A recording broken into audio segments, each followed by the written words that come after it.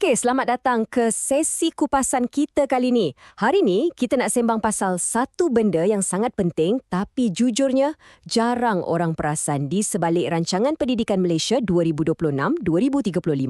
Cuba anda bayangkan satu jaring keselamatan yang super besar direka khas mata-mata untuk lindungi sistem pendidikan anak-anak kita daripada apa jua jenis krisis. Tak kisahlah bencana alam ke, penggodam cyber ke atau masalah bajet. Jadi, itulah fokus utama kita hari ni, iaitu strategi pengurusan risiko secara menyeluruh oleh Kementerian Pendidikan Malaysia.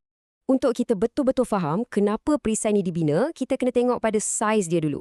Kementerian Pendidikan ni beroperasi dalam satu ekosistem yang luar biasa kompleks. Diorang bukan takat urus 2-3 buah sekolah tau. Kita cakap pasal lebih 10,000 institusi dengan hampir 1,5 juta penjawat awam kat seluruh negara. Dengan skama raksasa macam ni, ada sistem pengurusan risiko yang proaktif ni bukan lagi sekadar plan sandaran. Ia memang satu keperluan wajib titik. Tak boleh kompromi. Ringkasnya untuk hari ini, kita akan tengok 5 perkara utama, cabaran menguruskan sistem, teras tujuh mengenai plan pengurusan risiko, 6 kategori risiko utama, papan pemuka risiko digital dan akhirnya, garis masa pelaksanaannya. Jom kita mula. Pertama sekali, cabaran mengurus sistem. Apa sebenarnya realiti di lapangan ni? Dulu kan, sebelum adanya pelan baru ni, sistem pendidikan kita memang terdedah pada lompang sejarah. Maksud saya, kita kurang mitigasi risiko yang betul-betul bersistem. Ibaratnya macam ni lah, arahan asyik turun dari atas ke bawah. Kadang-kadang tak sampai pun ke akar umbi. Hasilnya, pengurusan krisis kita terlalu reaktif. Bila ada benda rosak atau masalah bajet, kementerian kelam kabut nak padam api. Sepatutnya, kita halang api tu dari mula terpercik, betul tak? Okey, seterusnya bahagian kedua, teras 7, pelan pengurusan risiko. Ini anjakan asasnya. Dalam rancangan baharu ni, ada prakasa strategi 4 yang memang fokus 100% untuk bangunkan pelan pengurusan risiko yang padu.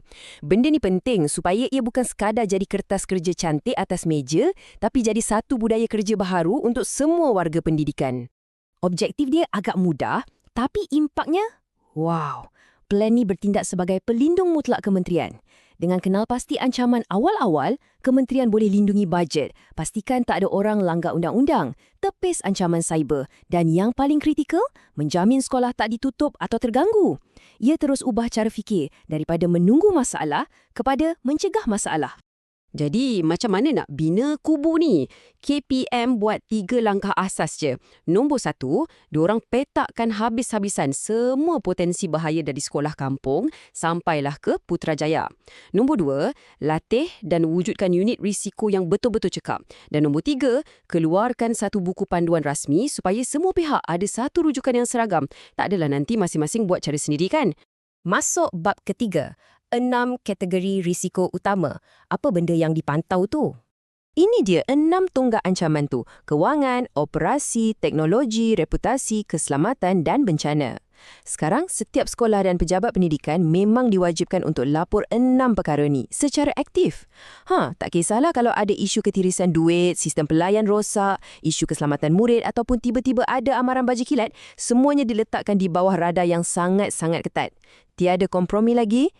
Seterusnya, bahagian keempat, papan pemuka risiko digital. Ini mekanismenya. Menariknya, sistem ni ada aliran hierarki yang cukup teratur. Mula dari cikgu kat sekolah, lapor ke PPD, ke JPN dan gerak terus ke peringkat atasan. Pendekatan langkah demi langkah ni pastikan laporan tu seragam dan paling penting, setiap pemilik risiko tak boleh lari dari tanggungjawab masing-masing. Anda bayangkan papan pemuka risiko digital ni macam radar penderia.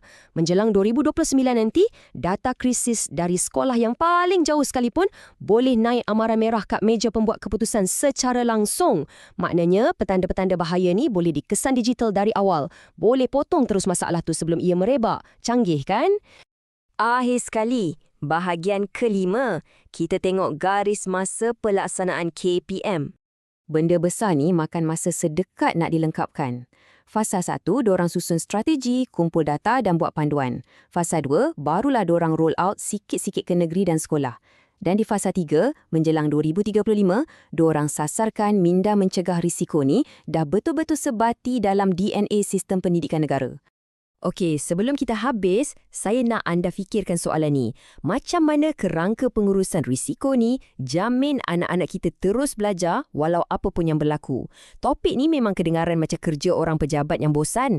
Tapi hakikatnya perisai pentadbiran yang tak nampak adik mata ni lah yang menjadi benteng utama. Ia pastikan hak anak-anak kita untuk belajar dalam persekitaran yang selamat tak terbantut walau sedikit pun bila negara dilanda krisis. Terima kasih tahu sebab luangkan masa dalam sesi kupasan kali ini. Teruskan sifat ingin tahu anda dan kita jumpa lagi.